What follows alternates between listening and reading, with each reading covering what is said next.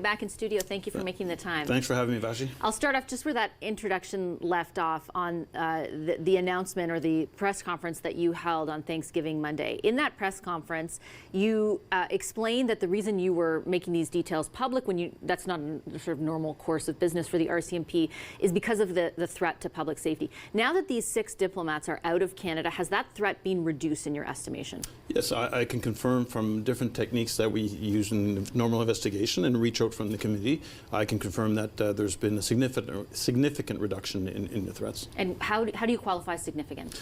Well, you look at some of the key players, and I said it in my statement on Thanksgiving Day. I did say how you had diplomats as well as consular officials that were involved working on behalf of the government of India, on top of agents as well. So you look at the government of Canada expelling these 6 people have had an impact on what we're seeing in the South Asian communities. Is the threat eliminated because of their expulsion? I can't say that the threat would be forever eliminated, because like any organized crime group or in the criminal space, they reorganize and find a different way of doing things. And I will highlight the fact that this is not unique here, because you saw a week ago the U.S. indictment, which indicted government official who resides in India, as well as a well-known organized crime individual who is in India, who actually was orchestrated a contract on an American citizen. So what we saw here, we're seeing in other places as well. So would you, if they were, for example, to be replaced, because my understanding is that has not, it's not being instructed that they can't be replaced, would you worry again about the threat to public safety based on what you know? I think based on what I know, I would have a concern, but again, for the process for them to enter Canada, I'll leave that up to Global Affairs Canada, because I'm not really quite familiar as to what happens when someone comes into the country. You spoke broadly about the threat that you, in your estimation, those agents of the government in India posed, and in particular their links to the use of organized crime in very, very serious crimes across Canada. The Foreign Affairs Minister took it a step further and linked them specifically as persons of interest to the murder of Mr. Njar. Do you draw the same link? Yeah, so I got to be careful with the fact that the Njar case is before the courts. And when we came out on Thanksgiving Day, it was really, and we've said this all along, there has always been a separate and distinct investigation on the involvement of government of India in criminality in Canada, and that's when we came out that was specific to that and nothing to do with the Njar case, which is before the courts.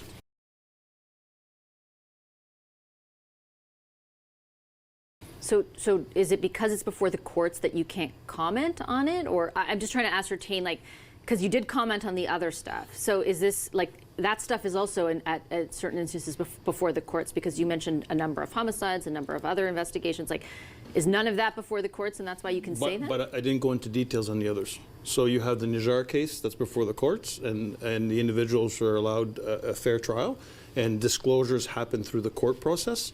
The others, when we talked about other homicides, extortion, coercion, harassment, we've spoke broadly, but did not get into the details because there's still ongoing investigations. So when it comes to the Njar case, because we did speak about this last time, the criminality that's already been exposed or alleged criminality was already being investigated. Are you still, as a force, investigating a potential link to the government of India? So we have multiple investigations on the go, and we follow the lead and the evidence, and sometimes you never know where this might lead you to. So I'll leave it at that, because we still have ongoing investigations. So you can't say whether or not you're investigating links to the government of India in the Njar case? Well, anything that pops up in the file would eventually lead us here, because when you start a file, you don't know where this file might lead you.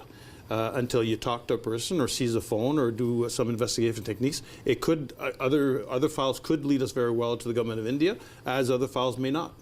But you can't be specific. I'm just trying to understand, because you did make this announcement, and a lot of Canadians are interested, right? And the government has gone so far as to be specific, despite the fact it's before the courts.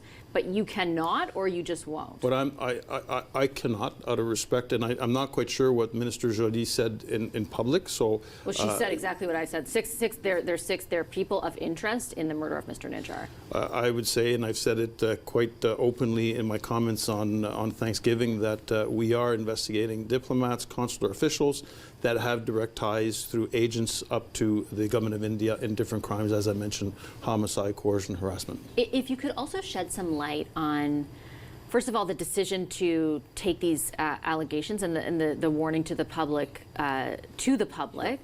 and also the sort of timeline, because I know you have gone over it before, but I'll tell you why I'm asking. The expelled High Commissioner made a point of saying repeated times, despite many challenges, that no evidence has ever been shared with either your counterparts in law enforcement in India or the government's counterparts. Can you give me a blanket response to that, and then I'll ask you for some details? Yeah, so Deputy Commissioner Flynn attempted on numerous occasions to reach out to his counterpart and was willing to go to India to discuss our file with them. We did not get a response from them. We've tried to reach out to the person at the High Commission in the United States who's responsible for the security side, law enforcement side. We actually went to Washington. We did not get a response, and knowing that the Deputy Minister of Global Affairs Canada and the NSIA were meeting with a representative from the Indian government, we thought that this would be apropos for our Deputy Commissioner to join them and walk them through what we had for evidence. So perhaps that the ambassador, not the ambassador, but the High Commissioner never saw the evidence, but it was shared with a government official of India. So at that meeting, there was evidence, not just intelligence, but evidence shared with the government of India. There was evidence to demonstrate how agents working for the government of India here in Canada, through the diplomatic process and official consular, how taskings were done, how information would flow back to the government of India, into organized crime groups, and then back into Canada. And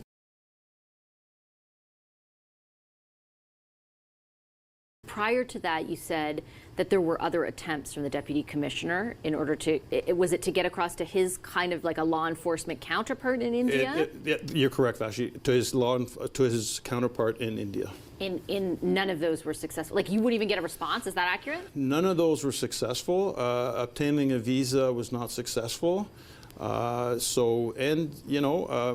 actually, the High Commissioner was critical that he never saw evidence, but we actually tried to lift immunity to sit down with them, to have a conversation or interview the people, and that was refused. And in that conversation, should you have had it, would evidence have been shared? Evidence would have been shared no differently than what was shared with the government official, with the NSIA and Mr. Morrison from GAC. And just to be clear, because another point that the Indian government keeps putting forward is that, you know, that it's intelligence that exists, best case, not evidence. And you've made the distinction in different arenas before. Do you stand by the characterization that evidence of their link to these crimes exists? Well, evidence, the evidence that we have was presented to the Prime Minister, was presented to our Minister, was presented to the Minister of Global Affairs Canada, and I would say that our evidence is strong enough that government took a position to expel 6 diplomats.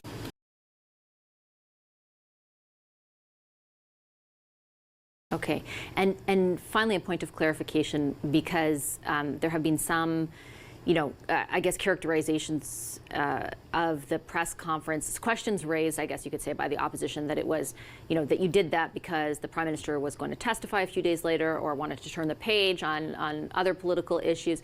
Was the decision to hold the press conference on Monday entirely of the RCMP's volition? Yeah, it was. Actually, what's interesting, here's, I'm not aware of the Prime Minister's schedule all the time. I know when he leaves Canada, but as to his appearances and inquiries and whatnot, I don't really track that. But this has been planned for quite some time. The exact date as to when we're going to come out was not identified.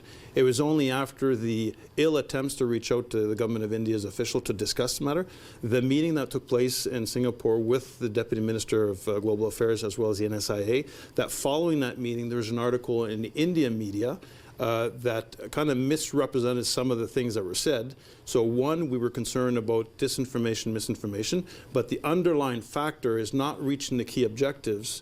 We said it's time to go out immediately because there's still a serious threat to the population. And that was not at the direction of the Prime Minister's No, office? never once have we been directed by the government, and my last 7 years in key positions in the organization, never once. And this is a file which is interesting, Vashi, because we brought this to our Minister and the Prime Minister and the Minister of Global Affairs Canada. We were generating and we were actually leading it, and then it was a coordinated approach. You've been in policing for 35 years. This this press conference, these allegations have made headlines around the world because they involve, I mean, agents of a government of a democratic country. Have you ever seen anything like this? I've never seen this. It's actually a little surreal when you look at all this, but it's not unique to us. I go back to the indictments in the United States, where they picked up on the same thing, on the same, it's a modus operandi in the sense that you have government officials. The only difference is these people were in India, but you still had government officials and a key figure from organized crime that were involved in the tasking for this murder. Just one final question on that. Have you ever, do you have a gut feeling, or have you figured out why, on the surface at least, they appear more willing to cooperate on the U.S. side setting up that committee? Now, there are frustrations with whether that committee is actually, doing what it should be doing, but they appear at least willing to offer some level of cooperation that they were unwilling on the Canadian side. You're referring to the inquiry that they're having over there? Yeah, they have like a committee that they set up to investigate the claims that are in that indictment. So that would be a question better posed to, I believe, the NSA or Mr. Morrison from Global Affairs Canada, but I think that we wanted to go on that list, and we want to be part of this. We want to be a part of this to tell our story, but again, I don't think that was accepted by the Indian More broadly government. on the issue of foreign interference, I wanted to ask you a question about Chinese foreign interference and a number of months ago, I think it was March of 2023, the RCMP confirmed that it was investigating the leak of classified information, that there was Chinese interference, the stuff that started getting reported by the Globe and Mail. Is that investigation still ongoing? There's still ongoing investigation on the matter. And nobody has been charged? Not yet. You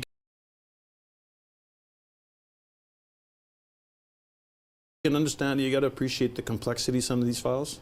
It's just not one individual, but following, if I'll give you an example, not necessarily particular in this case, but if there's a trail of money or information, who's involved, are these people all here, are these people on the international scene?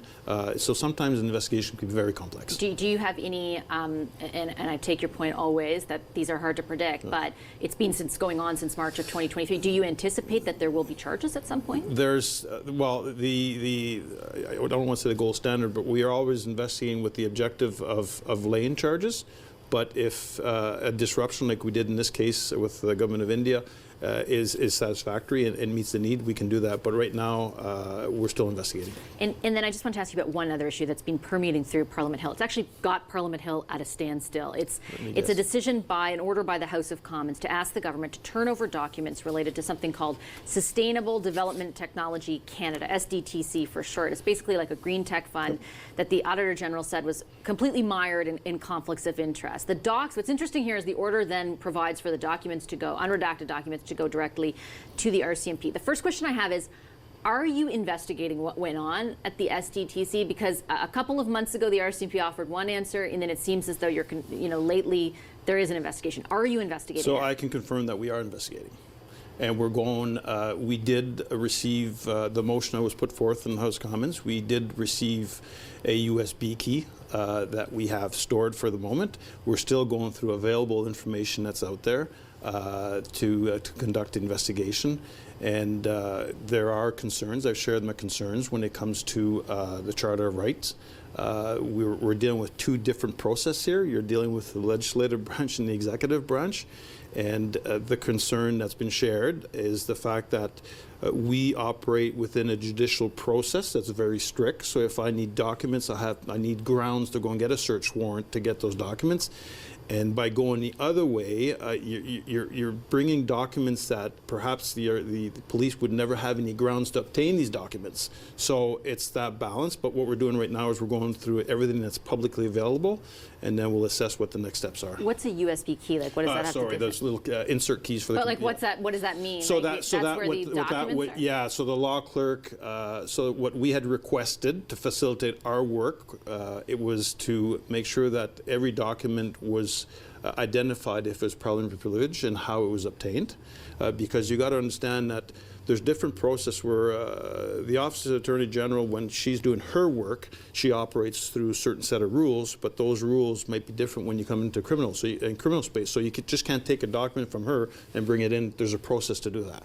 So the information was downloaded on a stick, on a USB stick, and we have it in our possession.